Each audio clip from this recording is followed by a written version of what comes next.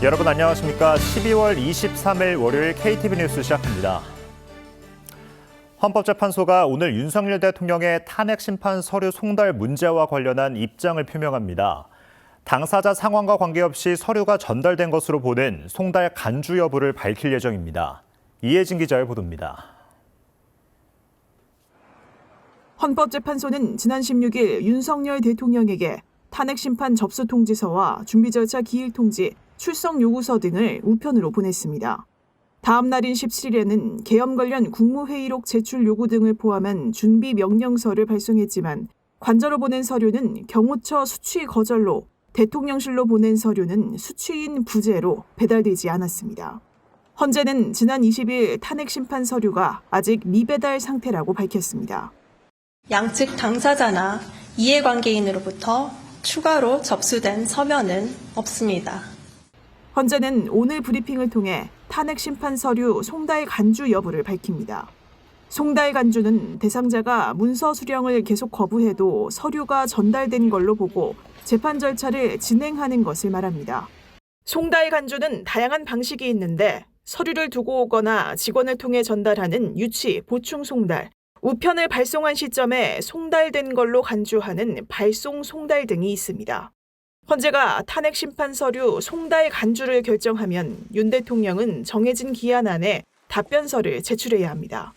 헌재 관계자는 송달 간주에 여러 방법이 있는 만큼 재판부에서 사안을 종합 검토한 뒤 구체적으로 어떻게 처리할지에 대한 판단을 내려 입장을 밝힐 것이라고 전했습니다.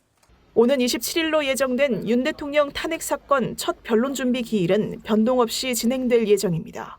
KTV 이혜진입니다. 은행권이 소상공인 25만 명의 대출액 14조 원에 대해 금융지원에 나섭니다. 채무조정과 자금 지원 등 소상공인 맞춤형 지원에 연간 최대 7천억 원을 투입할 예정입니다. 보도에 김찬규 기자입니다. 은행연합회와 20개 은행은 금융당국과 간담회를 열고 연체 우려가 있는 차주 등을 대상으로 상환 부담을 낮출 수 있도록 하는 지원 방안을 발표했습니다. 이에 따라 분할 상환과 이자 감면, 자금 지원 등 지속 가능하면서 차주별 상황에 맞는 맞춤형 지원이 가능해질 전망입니다. 코로나19를 극복하는 과정에서 소상공인 부채가 크게 증가하였고 금리도 상승하여 소상공인의 금융 부담이 여전히 큰 상황입니다. 연간 최대 7천억 원을 투입해 소상공인 25만 명의 대출액 14조 원에 대한 지원이 이뤄질 것으로 추정됩니다. 지금은 정상적으로 대출을 상환하고 있지만 상환에 어려움이 예상되는 소상공인 차주는 이르면 내년 3월부터 금리 감면 등 맞춤형 채무 조정을 받을 수 있습니다.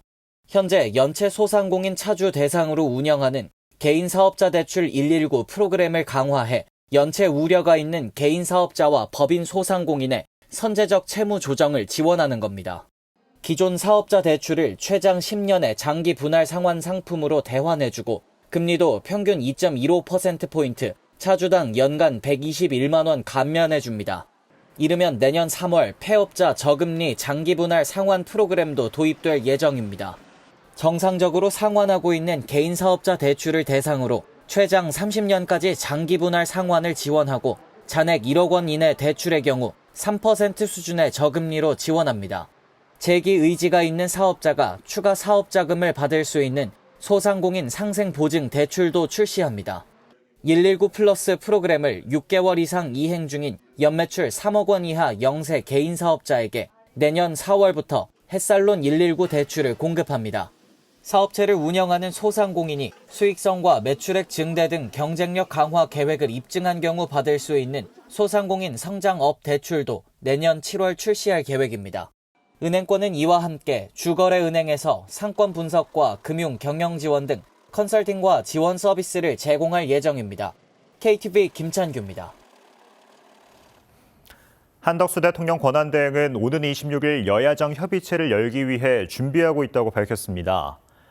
한 권한대행은 오늘 경제 6단체와의 오찬 간담회에서 정치권과 긴밀하게 소통하고 있다며 이같이 말했습니다. 아울러 내년 예산안을 1월 1일부터 즉각 시행할 거라며 상반기에 전체 예산의 75%를 투입할 거라고 덧붙였습니다.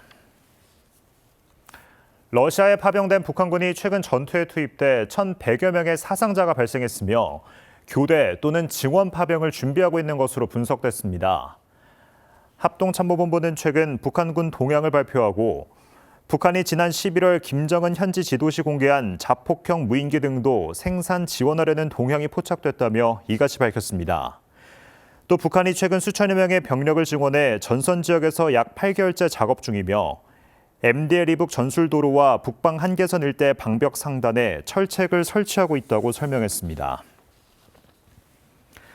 최상목 경제부총리는 오늘 오전 긴급 거시경제 금융현안 간담회를 열고 24시간 점검 체계를 유지하며 필요에 따라 시장 심리를 안정시킬 수 있도록 충분히 대응하기로 했습니다.